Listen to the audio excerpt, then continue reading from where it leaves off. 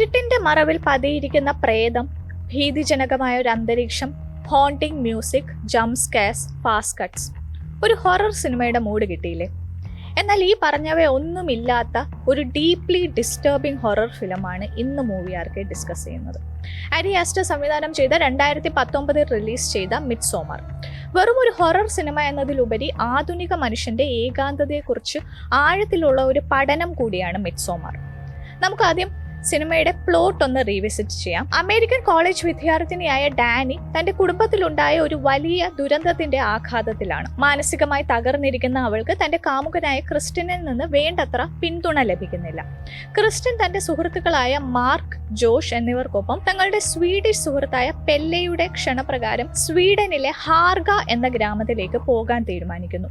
അവിടെ 90 വർഷത്തിൽ ഒരിക്കൽ മാത്രം നടക്കുന്ന പ്രത്യേക മിഡ് സമ്മർ ആഘോഷങ്ങളിൽ പങ്കെടുക്കാനാണ് അവർ അവിടോട്ട് പോകുന്നത്. വളരെ അപ്രതീക്ഷിതമായി ഡാനിയും ആ യാത്രയിൽ അവർക്കൊപ്പം ചേരാൻ തീരുമാനിക്കുന്നു. സൂര്യൻ അസ്തമിക്കാത്ത, പകലും രാത്രിയും തിരിച്ചറിയാൻ സാധിക്കാത്ത മനോഹരമായ ഹാർഗ. സ്വീഡനിലെ ഹാൽസിംഗ്ലാൻഡിലെ സുന്ദരമായ പുൽമേടുകളിൽ തൂവെള്ള വസ്ത്രങ്ങൾ ധരിച്ച ആളുകൾക്കിടയിൽ എന്നാൽ നടക്കുന്നത് ലോകത്തിലെ തന്നെ ഏറ്റവും ക്രൂരമായ ആചാരങ്ങളാണ്. പ്രായമായവർ മലമുകളിൽ നിന്ന് ചാടി ആത്മഹത്യ ചെയ്യുന്ന വിചിത്രമായ അറ്റസ്റ്റൂപ്പ ആണ് മിഡ്സമ്മർ ആഘോഷങ്ങളുടെ ഭാഗമായി നടക്കുന്ന ആദ്യ പ്രധാന ചടങ്ങ്.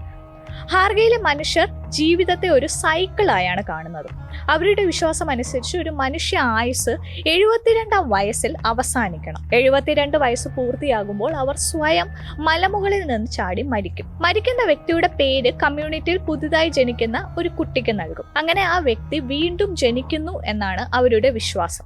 ആഘോഷങ്ങളിൽ പങ്കെടുക്കാൻ ലണ്ടനിൽ നിന്നെത്തിയ കോണിയും സൈമണും ഈ ചടങ്ങിനെ അംഗീകരിക്കാൻ കഴിയാതെ രോഷാകുലരാകുന്നു. സംഭവത്തിന് ശേഷം അവിടെ നിന്ന് രക്ഷപ്പെടാൻ അവർ ശ്രമിക്കുന്നുണ്ടെങ്കിലും നടക്കുന്നത് മറ്റൊന്നാണ്. ഹാർഗയുടെ വിശുദ്ധ ഗ്രന്ഥങ്ങളെക്കുറിച്ചും ആചാരങ്ങളെക്കുറിച്ചും പഠിക്കാൻ ശ്രമിക്കുന്ന ജോഷും അവിടുത്തെ നിയമങ്ങൾ തെറ്റിക്കുന്ന മാർക്കും ഒരു ദിവസം പെട്ടെന്ന് അപ്രത്യക്ഷപ്പെടുന്നു. നിയമങ്ങൾ ലംഘിക്കുകയും അവിടുത്തെ ആചാരങ്ങളെ ചോദ്യം ചെയ്യുകയും ചെയ്തവരെല്ലാം വളരെ നിഗൂഢമായി മിസ്സിംഗ് ആയിക്കൊണ്ടിരിക്കുകയാണ്.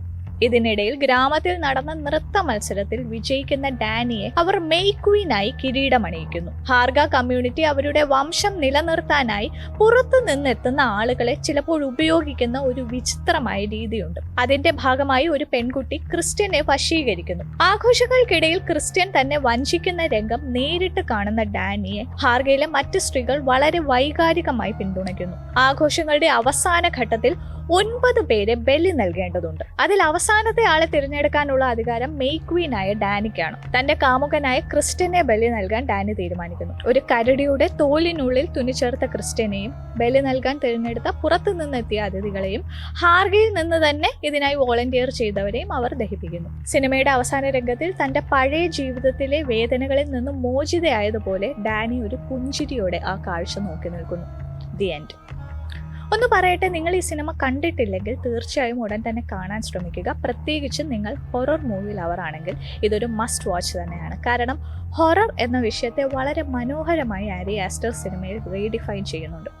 സിനിമയുടെ ഓരോ ഫ്രെയിമിലും ക്ലൈമാക്സിന്റെ സൂചന സംവിധായകൻ ഒളിപ്പിച്ചു വെച്ചിട്ടുണ്ട്. സിനിമയുടെ തുടക്കത്തിൽ കാണിക്കുന്ന വലിയ ചുവർ ചിത്രം യഥാർത്ഥത്തിൽ സിനിമയുടെ മുഴുവൻ കഥയും മുൻകൂട്ടി പറഞ്ഞു തരുന്നു. ഡാനിയുടെ കുടുംബത്തിന്റെ മരണം മുതൽ ഹാർഗയിലെ ആചാരങ്ങൾ വരെ അതിൽ രേഖപ്പെടുത്തിയിട്ടുണ്ട്. ഹാർഗയിലെ മനുഷ്യരുടെ വസ്ത്രങ്ങളിലും കല്ലുകളിലും ചില പ്രത്യേക ചിഹ്നങ്ങൾ കാണാം. ഉദാഹരണത്തിന് ക്രിസ്റ്റ്യന്റെ വസ്ത്രത്തിൽ കാണുന്ന ടിവാസ് എന്ന ചിഹ്നം ജസ്റ്റിസ്, ഓണർ, സെൽഫ് സാക്രിഫൈസ് എന്നിവ സൂചിപ്പിക്കുന്നു. ഡാനിയുടെ വസ്ത്രത്തിലെ റൈഡോ എന്ന ചിഹ്നം അവളുടെ യാത്രയെയും മാറ്റത്തെയും സൂചിപ്പിക്കുന്നു. ഫിലിമിന്റെ എസ്തെറ്റിക്സ് പറയാതെ വയ്യ. മനോഹരമായ നീലാകാശവും പച്ചപ്പും കണ്ണഞ്ചിപ്പിക്കുന്ന പൂക്കളും ചേർന്ന് ഒരു സ്വർഗതുല്യമായ അന്തരീക്ഷം. ഇവിടെ എല്ലാത്തിനും അതിൻ്റെതായ പ്രാധാന്യമുണ്ട്. ഹാർഗയിൽ മരിച്ചവയുടെ ഭസ്മം നിക്ഷേപിക്കുന്ന ആൻസിസ്ട്രൽ ട്രീ ആയാലും, സിനിമയുടെ ക്ലൈമാക്സിൽ ബലി നൽകാൻ തിരഞ്ഞെടുത്തവരെ ദഹിപ്പിക്കുന്ന യെല്ലോ ടെമ്പിൾ ആയാലും, ഇതിന് ഭക്ഷണം കഴിക്കാനിരിക്കുന്ന ടേബിൾ സെറ്റ് ചെയ്തിരിക്കുന്ന ആകൃതിക്ക് പിന്നിൽ പോലും അതിൻ്റെതായ വിശ്വാസമുണ്ട്. ഹാർഗയിലെ ഏറ്റവും വലിയ പേടി സ്വപ്നം അവിടുത്തെ മനുഷ്യർക്ക് സ്വന്തമായി വികാരങ്ങളോ വ്യക്തിത്വമോ ഇല്ല എന്നതാണ്. ഒരാൾ കരയുമ്പോൾ കൂടെയുള്ളവർ ഒപ്പം കരയുകയും ഒരാൾ വേദനിക്കുമ്പോൾ മറ്റുള്ളവർ ആ വേദന അഭിനയിക്കുകയും ചെയ്യുന്നത് വ്യക്തിത്വമില്ലായ്മയുടെ നേരിട്ടുള്ള പ്രതിഫലനമാണ്. ഇവിടെ നമ്മൾ കാണുന്നത് ഒരു ഇൻഡിവിജ്വലിനെ അല്ല, മറിച്ച് ഒരു കമ്മ്യൂണിറ്റിയാണ്. ഡാനിക്ക് ഇല്ലാതിരുന്നതും ഇത് തന്നെയായിരുന്നു, എ സെൻസ് ഓഫ് ബിലോങ്ങിങ്. അതിനെ കൃത്യമായി ചൂഷണം ചെയ്യാൻ ആ കമ്മ്യൂണിറ്റിക്ക് കഴിഞ്ഞു. ഹാർഗ കമ്മ്യൂണിറ്റിയിലെ ആചാരങ്ങൾ ഒരു സിംബയോട്ടിക് സിസ്റ്റർഹുഡ് വളർത്തിയെടുത്ത നായികയായ ഡാനിയെ ഏകാന്തതയിൽ നിന്ന് ഒരു സമൂഹത്തിന്റെ ഭാഗമാക്കി മാറ്റുന്നു. അവിടുത്തെ ആചാരങ്ങളായ അറ്റസ്റ്റൂപ്പ, ഷെയർഡ് ഗ്രീഫ് എന്നിവ വെറും വൈകാരിക പ്രകടനങ്ങൾ മാത്രമല്ല, മറിച്ച് അവ സാമൂഹിക ഐക്യത്തെ ശക്തിപ്പെടുത്തുന്ന ഘടകങ്ങളാണ്. ഇത് ഫ്രഞ്ച് സോഷ്യോളജിസ്റ്റായ എമീൽ ദുർക്കൈമിന്റെ കളക്റ്റീവ് എഫർവെസൻസ് എന്ന സിദ്ധാന്തത്തെ പ്രതിഫലിപ്പിക്കുന്നു. ഏകാന്ത ദുഃഖത്തെക്കുറിച്ചുള്ള പാശ്ചാത്യ സങ്കല്പങ്ങളെ അട്ടിമറിച്ചുകൊണ്ട് ഒരു സമൂഹത്തിനുള്ളിൽ ഐക്യവും ശാക്തീകരണവും കെട്ടിപ്പടുക്കുന്ന ഒരു കൂട്ടായ ശക്തിയായി ദുഃഖത്തെ അവതരിപ്പിക്കുകയാണ് മിഡ്സോമർ. മോഡേൺ സിറ്റി ലൈഫിലെ ഓർഗാനിക് സോളിഡാരിറ്റിയിൽ നിന്ന് ഈ ഒരു ഷെയർഡ് ഗ്രീഫിലേക്ക് എത്തുമ്പോൾ ഡാനിക്ക് ലഭിക്കുന്ന ആശ്വാസം എന്നാൽ ശാശ്വതമാണോ എന്നത് പ്രേക്ഷകർക്കുള്ള ചോദ്യമാണ്.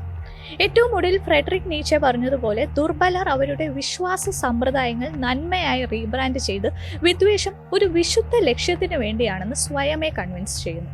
ഇത് തന്നെയാണ് മിഡ്സോമറിന്റെ പിന്നിൽ ഒളിഞ്ഞിരിക്കുന്ന ഏറ്റവും വലിയ ഹൊറർ. കൂടുതൽ വാർത്തകൾക്ക് news 18 Keralam YouTube channel subscribe ചെയ്യുക.